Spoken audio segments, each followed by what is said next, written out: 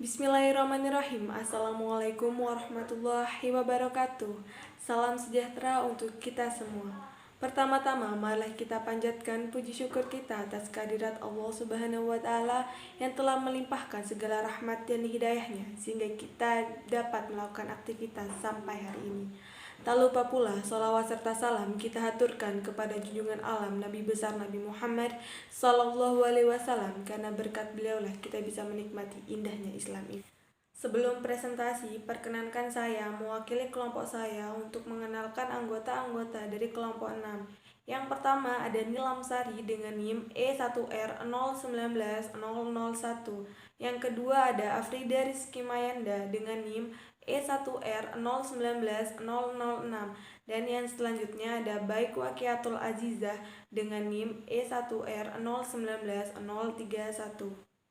Pada materi pembelajaran STAD, kita akan membahas tentang 5 subbab. Yang pertama ada pengertian, yang kedua ada prinsip-prinsip, yang ketiga ada ciri-ciri, yang keempat ada komponen, yang kelima ada kelebihan dan kelemahan dari pembelajaran STAD.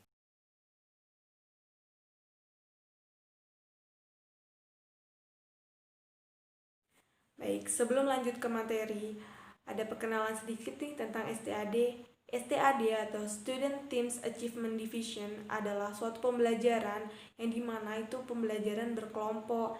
Jadi yang kita tahu di K13 pembelajaran kelompok ini sudah diterapkan baik di kalangan SD, SMP, SMA, bahkan perguruan tinggi sudah menerapkan tentang sistem STAD ini.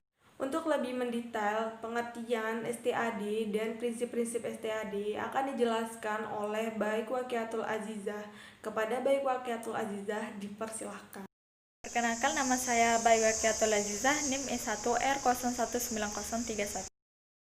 Baiklah, di sini saya akan mempresentasikan hasil diskusi kelompok kami, yaitu kelompok 6.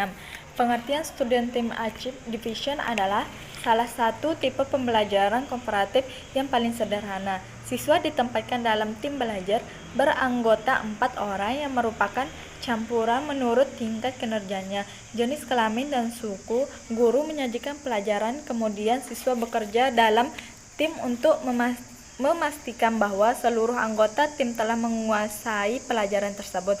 Akhirnya, seluruh siswa dikenai kuis tentang materi itu dengan catatan saat kuis mereka tidak boleh saling membantu.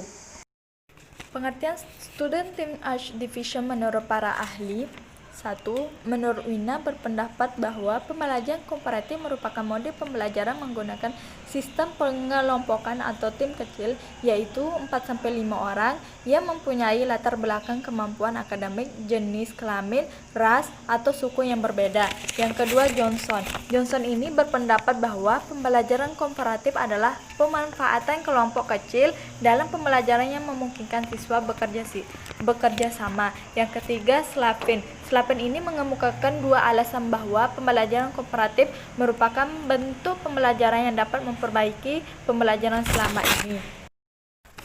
Prinsip pembelajaran Student Team Achievement Division adalah: yang pertama, 1.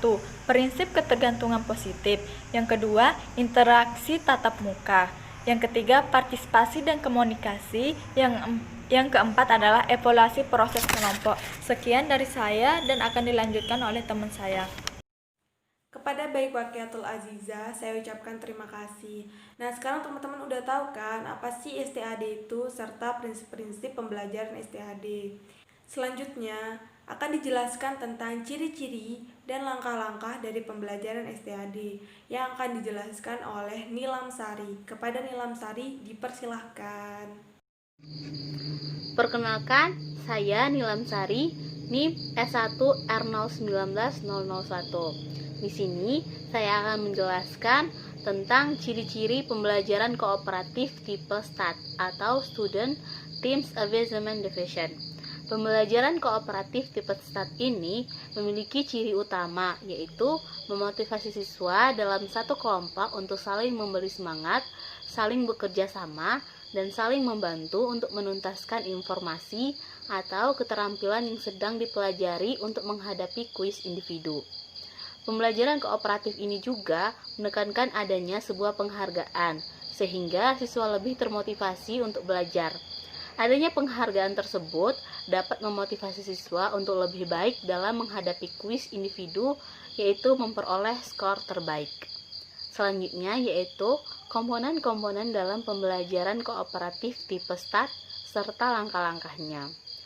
Menurut Muhammad Noor, terdapat 5 komponen utama dalam pembelajaran STAT atau Student Teams Achievement Division, antara lain, yang pertama, presentasi kelas. Presentasi kelas dalam STAT berbeda dari pengajaran biasa. Hanya pada presentasi tersebut harus jelas-jelas memfokuskan pada unit STAT. Dengan cara ini, siswa dapat menyadari bahwa mereka harus sungguh-sungguh memperhatikan presentasi kelas tersebut, karena dengan begitu akan membantu mereka mengerjakan kuis dengan baik dan skor kuis mereka dapat menentukan skor tim. Yang kedua adalah kerja tim. Tim atau kelompok tersusun dari 4-5 siswa yang mewakili heterogenitas dalam kinerja akademik, jenis kelamin, dan suku. Fungsi utama tim adalah menyiapkan anggotanya agar berhasil menghadapi kuis. Kerja tim tersebut merupakan ciri terpenting STAT. Yang ketiga yaitu kuis. Dalam mengerjakan kuis, siswa tidak dibenarkan saling membantu selama kuis berlangsung. Hal ini menjamin agar siswa secara individual bertanggung jawab untuk memahami bahan ajar tersebut. Yang keempat adalah skor perbaikan individual. Skor perbaikan, setiap siswa dapat menyumbang poin maksimum kepada timnya dengan sistem penskoran. Namun, tidak seorang siswa pun dapat melakukan seperti itu tanpa menunjukkan perbaikan atas kinerja masa lalu. Setiap siswa diberikan sebuah skor dasar yang dihitung dari kinerja rata-rata siswa pada kuis serupa sebelumnya. Kemudian, siswa memperoleh poin untuk timnya didasarkan pada berapa banyak skor kuis mereka melampaui skor dasar mereka. Yang terakhir adalah penghargaan tim. Tim dapat memperoleh penghargaan apabila skor rata-rata mereka melampaui kriteria tertentu. Skor tim dihitung berdasarkan presentasi nilai tes mereka melebihi nilai tes sebelumnya. Selanjutnya yaitu langkah-langkah pembelajaran kooperatif tipe STAT atau Student Teams Achievement Division. Langkah yang pertama yaitu kelompokkan siswa dengan masing-masing kelompok terdiri dari 3 sampai dengan 5 orang. Anggota-anggota kelompok dibuat heterogen meliputi karakteristik kecerdasan, kemampuan awal bahasa Indonesia, motivasi belajar, jenis kelamin, ataupun latar belakang etnis yang berbeda.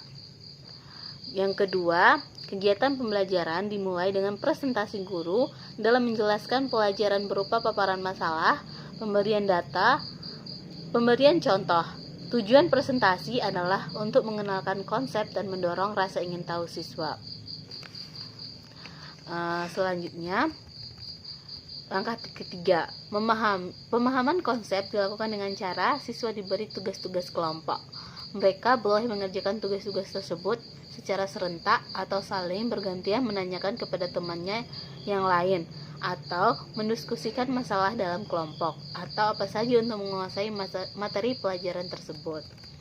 Langkah keempat yaitu siswa diberi tes atau kuis individual dan teman sekelompoknya tidak boleh menolong satu sama lain. Tes individual ini bertujuan untuk mengetahui tingkat penguasaan siswa terhadap suatu konsep dengan cara siswa diberikan soal yang dapat diselesaikan dengan cara menerapkan konsep yang dimiliki sebelumnya. Langkah kelima yaitu hasil tes kuis selanjutnya dibandingkan dengan rata-rata sebelumnya, dan poin akan diberikan berdasarkan tingkat keberhasilan siswa mencapai atau melebihi kinerja sebelumnya. Poin ini selanjutnya dijumlahkan untuk menentukan atau membentuk skor kelompok. Langkah terakhir atau langkah keenam yaitu memberikan penghargaan kepada kelompok yang terbaik presentasinya atau yang telah memenuhi kriteria tertentu.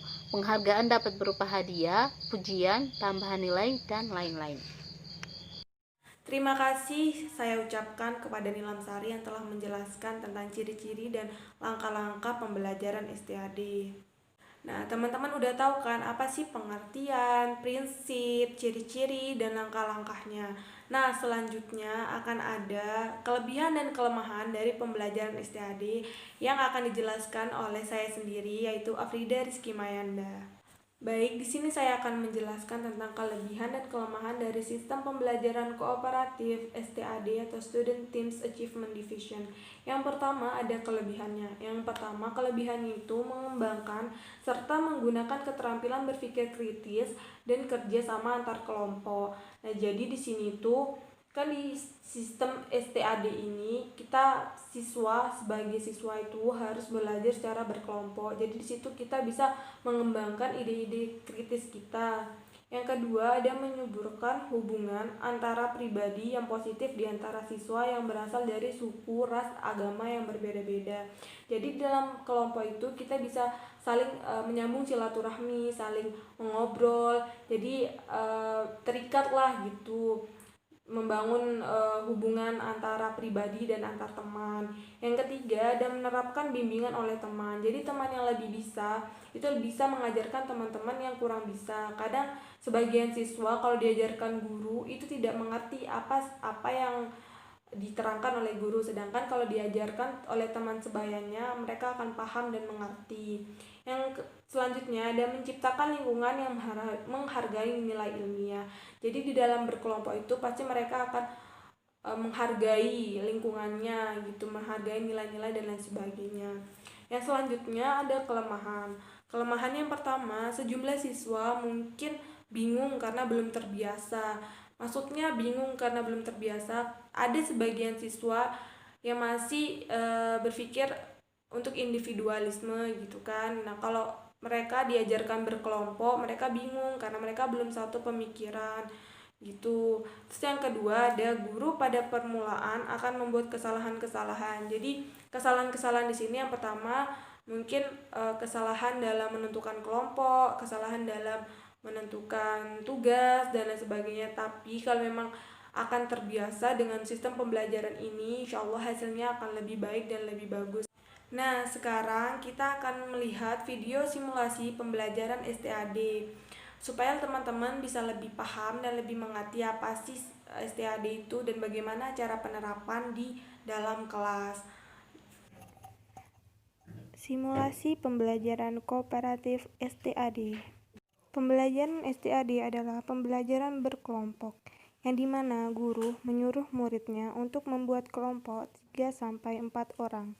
Dan di dalam kelompok tersebut, murid akan mendiskusikan suatu permasalahan yang diberikan oleh gurunya. Seperti contoh berikut. Pada kelas 10 IPA, pada pembelajaran matematika, guru menjelaskan tentang sistem persamaan linear dan murid-murid mendengarkannya. Kemudian guru menyuruh murid untuk berkelompok dan menyelesaikan sistem persamaan linear. Sekian dari kelompok 6, semoga video pembelajaran ini bisa bermanfaat bagi teman-teman semua. Assalamualaikum warahmatullahi wabarakatuh.